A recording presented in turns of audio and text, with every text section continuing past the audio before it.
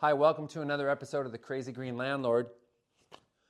Today we're talking about electric snow removal that we do at Green Rock Apartments in Minneapolis. So we have not used gas to move snow in a long time. I don't even know how, 10, 20 years. We started with shovels, and that was rich, but we did it because come hell or high water, I was going to use gas. We had a few gas snow blowers, but man, those gas ones, they just kept crapping out, breaking. I had to keep replacing them, and as soon as they came out with any other option, that's what I did. Okay, so why should we go with electric instead of gas? Well, one, there's no emissions, there's no noise.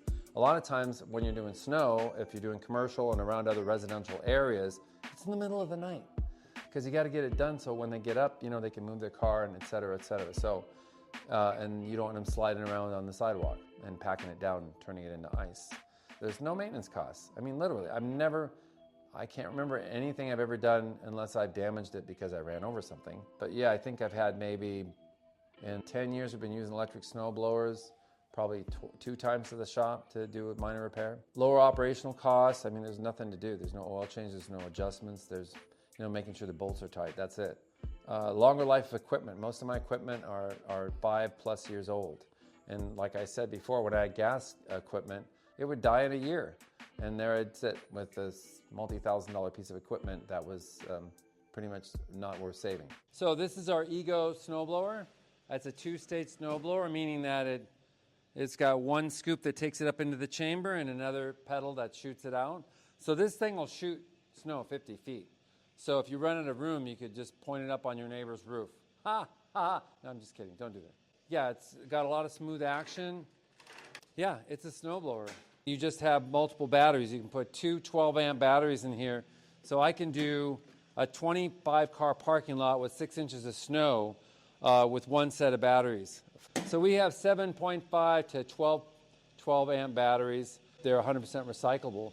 Send them back to the factory, they refurbish them. And yes, they are expensive, but so is burning up the planet. We also have upgraded this year to a DDR. They make electric ATVs. They have make an electric ATV 4x4. So we talked earlier about our electric snowblowers by Ego and the DRR electric ATV. This is a Safari. This thing, I love this thing.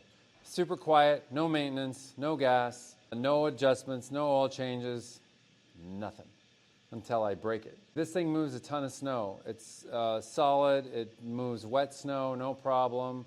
Clears our sidewalks, our parking lots. It's got a 50-inch plow in the front.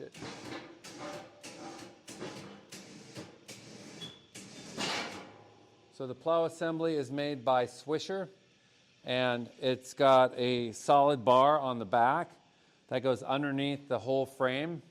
So it then ties into both wheels on the front. So it's got a 3-point attachment with the spring on the front like a standard plow. It just, if you hit something, it just is going to roll over it. So we've got the landscape scoops for different projects, and then the snow plow.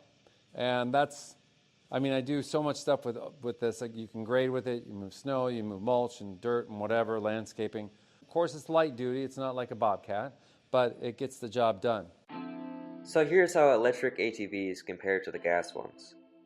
Gas ATVs produce pollutants such as carbon monoxide, nitrogen oxides, and particulate matter. In comparison, electric ATVs produce 0 tailpipe emissions, which is a pretty big difference.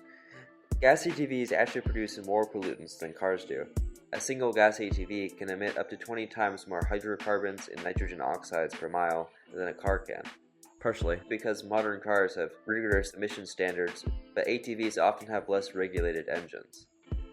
ATVs also tend to use more fuel. Because many ATVs and other recreational vehicles have inefficient 2-stroke engines instead of the 4-stroke engines which are in cars. Additionally, the noise produced by an electric ATV is basically non-existent compared to what a gas ATV makes. Noise pollution affects wildlife in the surrounding community. Studies show that the long-term exposure to noise over 85 decibels can cause stress, alter behavior, and lead to hearing damage in animals. I like animals. It's estimated that gas snowblowers produce more than 5 million tons of CO2 emissions annually in the United States. which is a lot. According to the EPA, a two-stroke snowblower can emit 1 pound of CO2 emissions in an hour, which is as much pollution as a car emits driven for 70 miles. Practically speaking though, electric snowblowers have fewer operating costs, recharging the battery is much cheaper than refilling a gas tank, and they require less maintenance because they have so few moving parts compared to their gas alternatives.